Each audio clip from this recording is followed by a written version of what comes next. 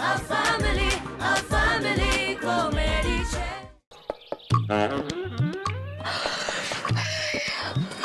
હે રામ, અરે બરખમ છે.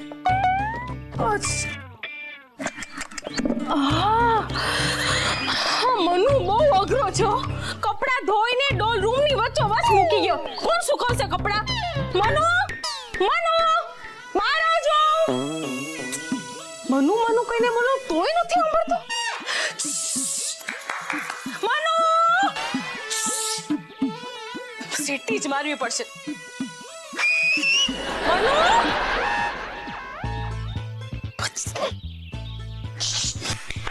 મને આમ સીટી મારીને ના બોલાવો.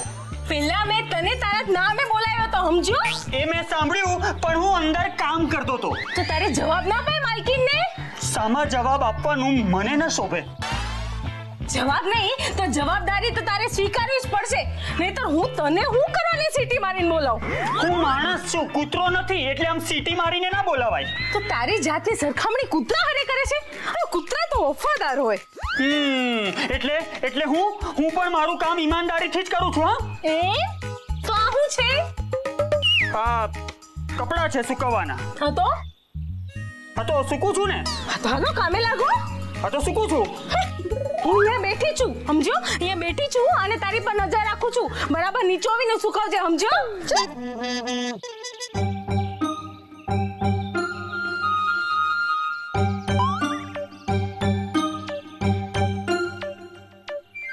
આ કપડા સુકવવા અહીં આવવું પડે ને અહીં પેલી દેખાઈ જાય એની મને બીક છે. પણ તમને કઈ રીતે કહું?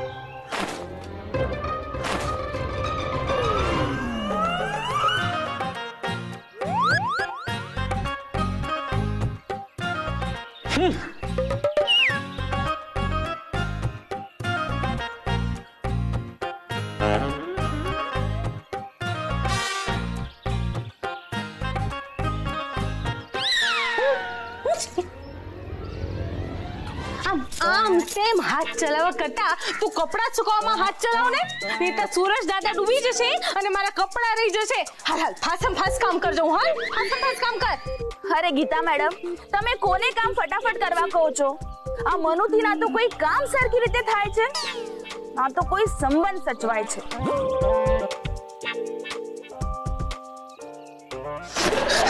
સાચી ને મનુ, આ પાણી છાંટા મારા પર ઉડે છે બાપા. માફ કરજો મેડમ, પણ જે લોકો હાથથી કપડા ધોતા હોય ને એમની આવી નાની નાની ભૂલો થઈ જાય.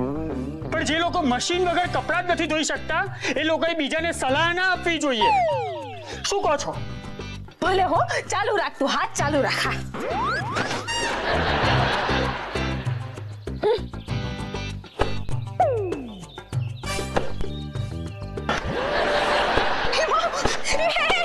શું કરે છે રોજી? કપડા ટીપવાનું બંધ કર. હું કરવાનું કપડા ટીપે છે? અરે ઓલરેડી કપડા ધોયેલા છે, આપણે ખાલી સુકાવવાના છે. ટીપવાનું બંધ કર બાપા. રોજી આવી રીતે કપડા ન ટીપ, કાં તો કપડા ફાટી જશે કાં તો પાઈ તૂટી જશે. અરે મેડમ, તમારે ત્યાં જે દિલ તોડવા વાળો છે ને એને સમજાવો પહેલા. શું બોલી તું? શું તોડ્યું મેં? શું તોડ્યું? કઈ નહીં. એ હેલો, એક મિનિટ. અને હું બોલી પણ હું કે તે દિલ તોડ્યું છે ને એમાં ખોટું શું છે? અરે દગાબાજ છે તું, દગાબાજ. એટલે તું જે કરે, તું જે બોલે એ બધું સાચું અને અમે જે કરીએ દગાબાજી, કેમ? હા દગાબાજ. 17.5 વાર દગાબાજ. મેં દગાબાજી કરી છે તારી જોડે? અરે દગાબાજી તો તે કરી છે. મીઠું બોલીને મને ભૂલવી દીધો. અને મેડમ આ જ છે અને જેને મને મીઠું બોલીને ભૂલવી દીધો છે. મેં તને બરબાદ કર્યો છે? અરે બરબાદ તો તે મને કરી નાખી છે. એમ? 5 સ્ટાર હોટલની નોકરી કોને છોડી? ઓહો, બે જણા ઝઘડા કરવાનું બંધ કરો બાપા. બેન તમે ચૂપ રહો, અમારી વચ્ચે ના બોલશો. હે 5 સ્ટાર હોટલની નોકરી કોને છોડી? બોલ જવાબ આપ. અરે તો જા તારી 5 સ્ટાર હોટલમાં ગુલામી કરવા. અહીંયા મોઢું શું કામ કાળું કરે છે? મારાથી સુકે કામ તો થાય. નીકળી જા અહીંયાથી. ઓહો, બે ઘડી બે જણા ચૂપ રહેશો. અને 1 મિનિટ, મેં કહ્યું તું તને નોકરી છોડવા માટે? ખોટા મને તાના નહીં મારા મનુ. રોજી, તારા માટે નહીં તો શું ગલીના કારા કૂતરા માટે નોકરી છોડી દી? કોણ હશે મારા જેવો બેવકૂફ? બેન બહુ મોટી ભૂલ થઈ ગઈ. મનુ ભાઈ શાંતિ રાખ પ્લીઝ. એ મનુ, મને શું ખબર તું શું કામ નોકરી છોડી? અને હું તો કહું છું અત્યારે નીકળી જા અહીંયાથી. એટલે સવાર સાંજ તારું મોઢું જોવામાંથી છુટકારો થાય. રોજી ચૂપ રહે કહું છું. હવે ડબલ 5 સ્ટાર હોટલમાં નોકરી મળશે ને તો પણ અહીંયાથી નહીં જાઉં. તારા માટે નાક બનીને આમ ફૂફાડા મારી જઈશ. મનુભાઈ શાંત થઈ જા પ્લીઝ. અરે નાગને તો ખાલી ડંક મારતા જ આવડે, બીજું એ કરવાનું પણ શું? પણ તું જો મારી સામે આવ્યો ને તો નોળીઓ જેમ નાગને ખતમ કરી નાખે છે ને એમ હું તને ખતમ કરી નાખીશ, સમજો?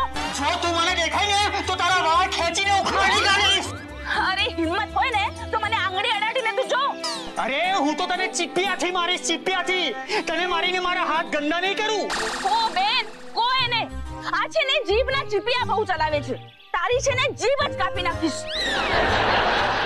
હવે મારે તારું મોઢું પણ નથી જોવું. જતી રહી અહીંયાથી. અરે તો અહીંયા કોણ નવરું બેઠું છે તારું મોઢું જોવા માટે? હા,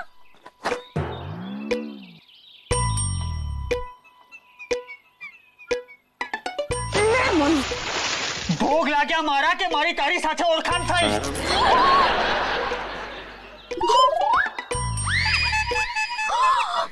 ચકુડાનો ટી-શર્ટ હતો. તમારા બેના ઝઘડામાં એનો હું વાંક બચારાનો. ક્યાં મારા 50 રૂપિયા?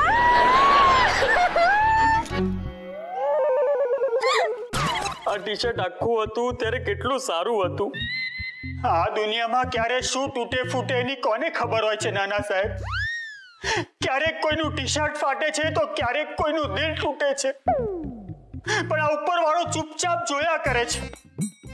આ આકાશ ચૂપ છે, આ જમીન ચૂપ છે. બધા બસ મૂંગા તમાશો જોયા કરે છે. તમાશો. ઓકે મનુ.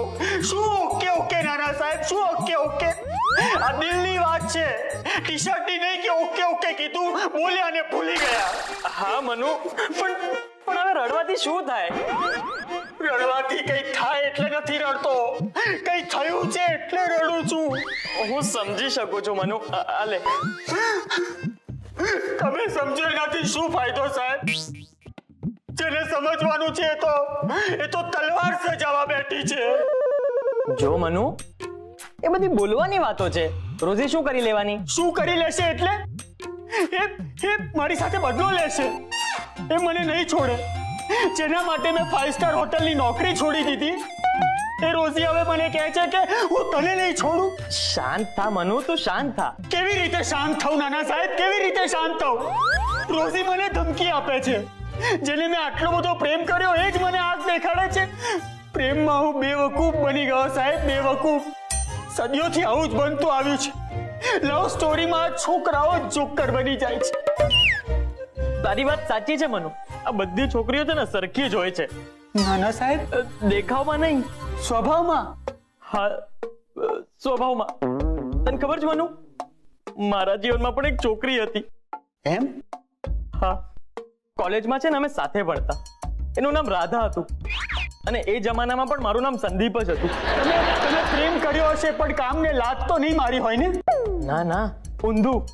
મેં છે ને કામને ગળે વળગાવ્યું. એટલે ક્લાસમાં હોમવર્ક અપાય ને તો હું પહેલા નતો કરતો, પણ પછી એની માટે કરતો. અરે એ જે કહેતી ને હું દોડીને એના કામ કરતો.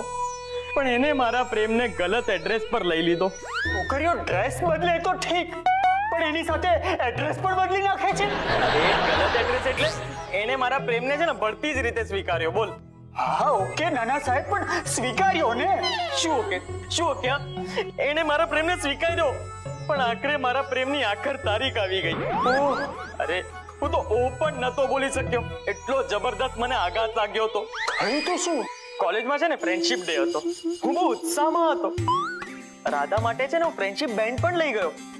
પણ હું એને ફ્રેન્ડશિપ બેન્ડ બાંધું એ પહેલા એને મને બેન્ડ બાંધી દીધી. અને અને એ બેન ફ્રેન્ડશિપની નહોતી. તો એણે મને રાખડી બાંધી. મનુ, રાખડી. રાખડી? હા મનુ, રાખડી.